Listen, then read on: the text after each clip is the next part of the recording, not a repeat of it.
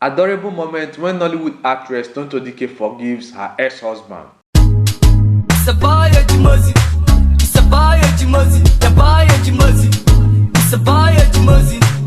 Tonto Dikeh met her ex-husband at a nightclub in Lagos. 6 months later, the actress became pregnant and the couple had their traditional wedding. The event was held in Rivers State on the 29th August 2015. While this was Tonto Dikeh's first marriage, Choche has already been married before. He was once married to one woman named Bimbo Coker. Why didn't Tonto Dikeh's marriage take place at the church? The actress answered this question saying, "The official wedding was never held because I was carrying a child.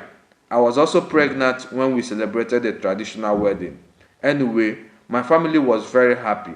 They always wanted me to be happy in love. Of course, I was afraid that it would interfere with my career as an actress." In February, journalists learned that the marriage was falling apart, as the actress' personal life was enthusiastically discussed everywhere. That time, almost every Nigerian learned who Tonto Dikeh's husband was. Before that, he was known only as the nephew of Olusegun Obasanjo, the former president of Nigeria.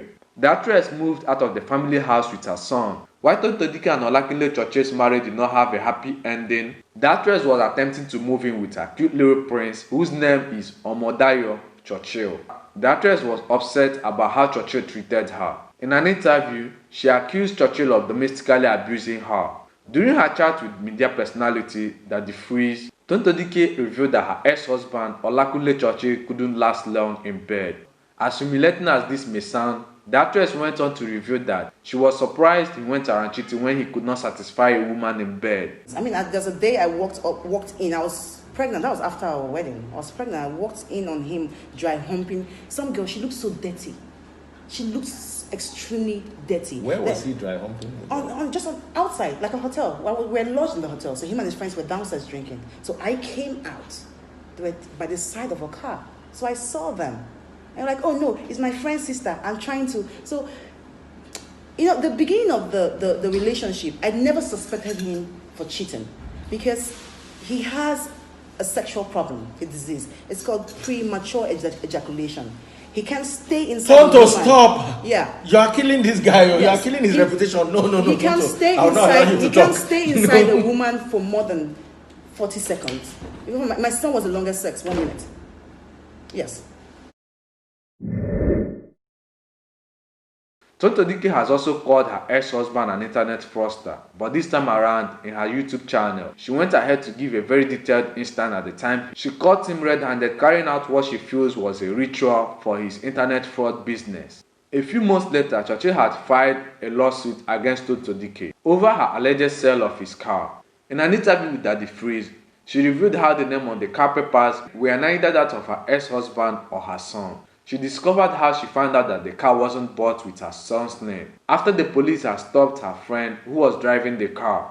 Tonto Dikeh said that she wouldn't see any reason why she would have stayed married to Choche and then leave his house without anything. Hence, her decision to take the car when she was leaving the house. Tonto Dikeh, in one of her numerous attacks, has accused her ex-husband of being gay.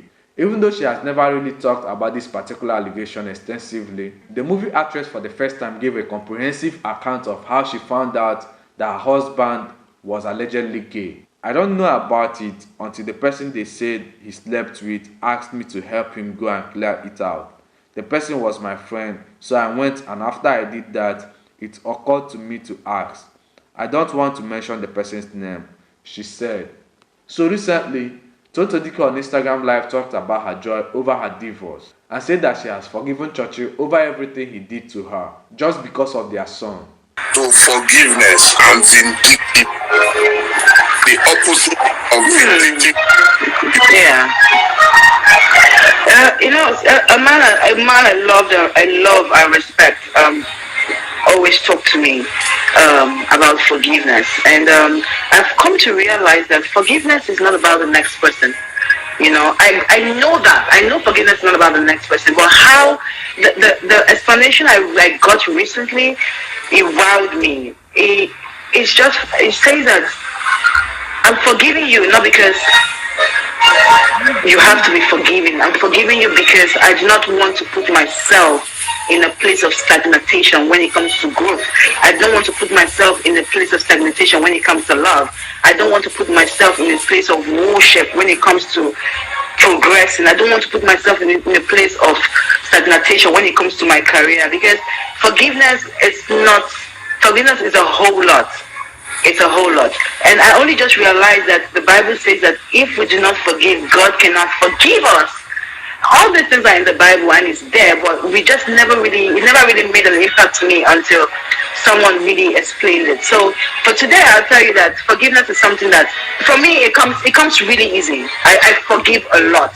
But I just don't like to get provoked with things that you do after it over and over again.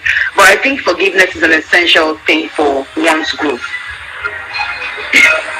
Like I said, forgiveness is not all about the other person, it's for you. Is there anyone you won't forgive in your life? Is there anyone? As at the moment, there is nobody I have not forgiven. There's nobody at this moment. 2000, what's today's date now?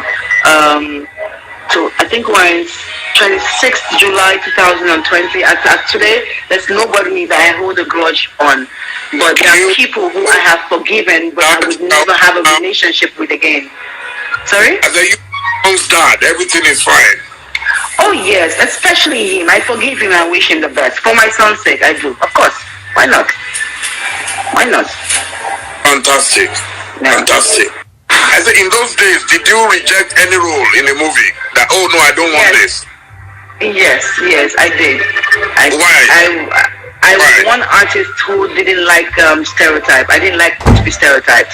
And Nollywood has this habit. If you watch most of Uncle Peter Duche's film, it never changes. Only his name changes. His words never even changes. His character never even changes. Nothing changes. Maybe sometimes his clothes even changes.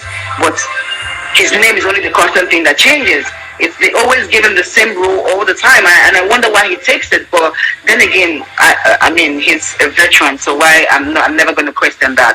So I said that to say this, that sometimes when you're good at a role, Nollywood will want to impose that role on you. They want to just give it to you until the whole world just gets tired of your talent because you're playing just one particular role.